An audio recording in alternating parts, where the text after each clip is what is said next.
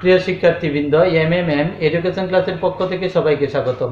তো আজ আপনাদের সামনে নিয়ে হাজির হয়েছি যে জেএসসি বোর্ড প্রশ্ন। আজ দেখাবো যশোরপুর 2019 প্রশ্ন নং 2 অর্থাৎ মুনাফার অধ্যায় থেকে। তো এখানে যে প্রশ্নটি ক নম্বরে দেওয়া আছে, এই প্রশ্নটি কিন্তু উদ্দীপকের সাথে সম্পর্কযুক্ত নয়। একটি দ্রব্য ৭৫০০ টাকায় বিক্রয় করলে ৯০০ টাকা ক্ষতি হয়। যদি দ্রব্যটি ৮৫০০ টাকায় বিক্রয় করা হয় তবে কত টাকা লাভ বা ক্ষতি হবে? তো এখানে যেহেতু একটি দ্রব্য ৭৫০০ টাকায় বিক্রয় করলে ৯০০ টাকা ক্ষতি হয়, তার মানে দ্রব্যটির ক্রয় মূল্য হবে ৭৫০০ সাথে ৯০০ যোগ করলে যা হবে তাই। তো এইভাবে লিখতে পারি যে ৭৫০০ টাকায়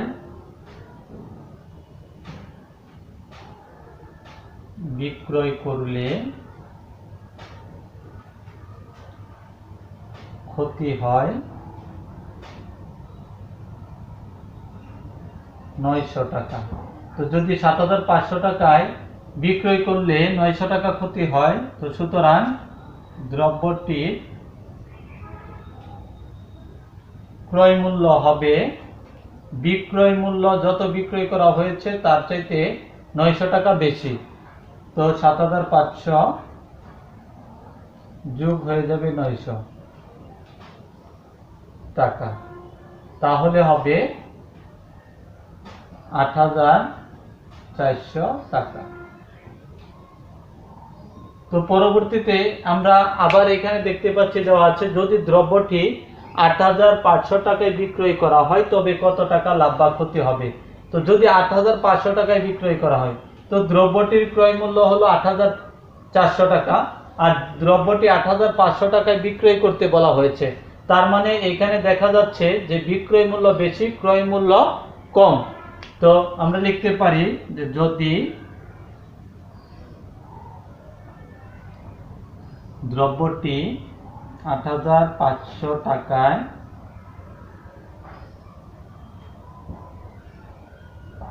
বিক্রয় করা হয় তাহলে লাভ হবে, তাহলে এখানে যেহেতু ৮৪০০ আর বিক্রয় করতে বলা হয়েছে ৮৫০০, তাহলে লাভ হবে, তো ৮৫০০ থেকে ৮৪০০ টাকা বিয়োগ করে দিতে হবে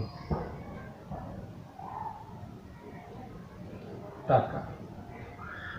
তো এখানে পেলাম যে ১০০ টাকা, তো লাভ হলো ১০০ টাকা। তো এটি হলো ক নং প্রশ্নের উত্তর। তো এই পর্যায়ে দেখব খ নং প্রশ্নের সমাধানটি। তো এখানে খ নং প্রশ্নটি দেওয়া আছে, আমিনা বেগম 5 বছরে কত টাকা চক্রবৃদ্ধি মুনাফা পাবে তা নির্ণয় করো। তো চক্রবৃদ্ধি মুনাফা সূত্রটি নিশ্চয়ই আপনাদের জানা আছে। তো সমাধান করার জন্য প্রথমে লিখতে হবে এখানে যা যা দেওয়া আছে ডাকের মধ্যে অথবা উদ্দীপক সহ আসল। তো এখানে আসল পি ইকুয়াল টু হলো ৯০০০ টাকা, তো আসল হলো ৯০০০ টাকা। মুনাফার হার, মুনাফার হার আর ইকুয়াল টু হলো 12%। তো 12% সমান হলো 100/12 সমান 0.12 এবং সময় দেওয়া আছে, তো এখানে সময় দেওয়া আছে 5 বছর, সময় n ইকুয়াল টু 5 বছর। তো এখন আমরা চক্রবৃদ্ধি মুনাফা নির্ণয়ের সূত্রটি লিখতে পারি যে আমরা জানি চক্রবৃদ্ধি মুনাফা আইসি ইকুয়াল টু পি বন্ধনী 1 যোগ r to the power n minus P. তো এখানে পি ইকুয়াল টু আমরা জানি যে ৯০০০ টাকা, তো ৯০০০ 1 যোগ r equal to 0.12, n equal two হলো 5 বছর। তো বিয়োগ পি রেখে দিলাম। এই অংশটুকু সমাধান করার পর আমরা পি এর মানটুকু যদি বাদ দিয়ে দেই তাহলেই কিন্তু চক্রবৃদ্ধি মুনাফা পাবো। তো এখানে ৯,০০০ গুণ হয়ে যাবে ১.১২, উপরে হলো ৫, তো বিয়োগ হলো পি। তো ৯,০০০-এর সাথে গুণ যদি দেই ১.১২ টু দি পাওয়ার 5 মানে টু দি পাওয়ার ৫, তো যদি ১.১২ কে পাওয়ার 5 করি, তার সাথে আমরা ৯,০০০ গুণ করি, তাহলে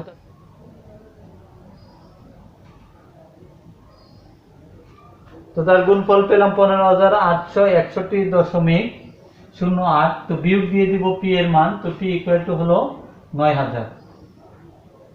তো ৯,০০০ যদি বিয়োগ করি তাহলে ১৫,০০০ থেকে ৯,০০০ বিয়োগ করলে ৬,৮৬১.০৮ হবে।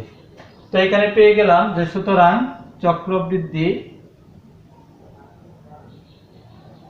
চক্রবৃদ্ধি মুনাফা ৬,৮৬১.০৮ টাকা। তো এটি হলো ক নং প্রশ্নের সমাধান। তো এই পর্যায়ে দেখাবো সর্বশেষ অঙ্কটির সমাধান।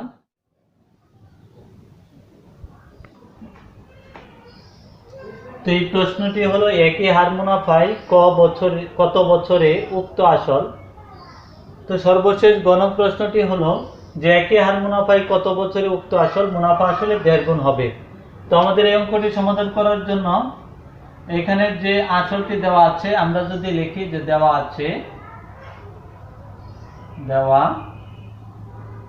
আছে আসল P ইকুয়াল টু ৯,০০০ টাকা। তো এখানে কিন্তু বলা হয়েছে যে মুনাফা আসলে ১.৫ গুণ হলে, তো আমরা লিখতে পারি যে মুনাফা আসলে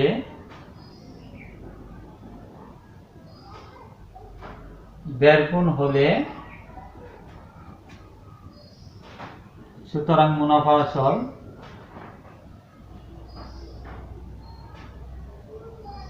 তো এখানে ৯,০০০ কে আমরা ১.৫ দিয়ে গুণ করলে হয়ে যাবে,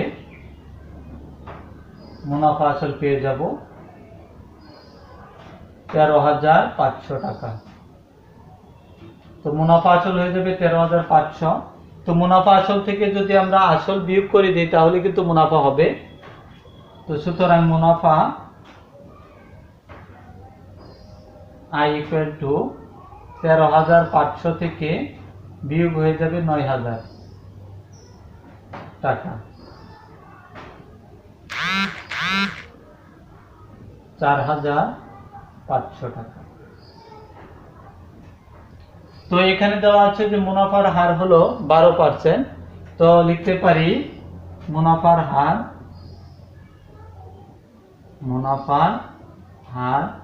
আর ইকুয়াল টু ১২%। তো ১২% সমান হলো ১০০/১২। তো এখানে এখন যেটি নির্ণয় করতে বলা হয়েছে সেটি হলো কত বছরে, অর্থাৎ সময় নির্ণয় করতে বলা হয়েছে। তো আমরা এই পাশে করে দিচ্ছি যেহেতু নিচে জায়গা হচ্ছে না। তো এখানে সময় আমরা জানি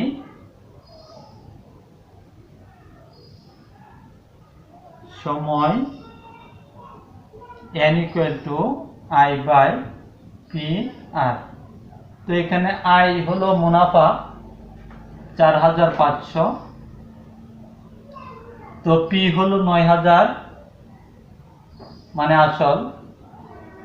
তো এখানে মুনাফার হার ১০০/১২। তো এখানে এই ১০০ কিন্তু ৪,৫০০ সাথে গুণ হয়ে যাবে। তো ৪,৫০০ গুণ হয়ে যাবে ১০০, নিচে হয়ে যাবে ৯,০০০ গুণ ১২। তো শূন্যগুলো যদি কেটে দিই তাহলে শূন্য কেটে দিচ্ছি।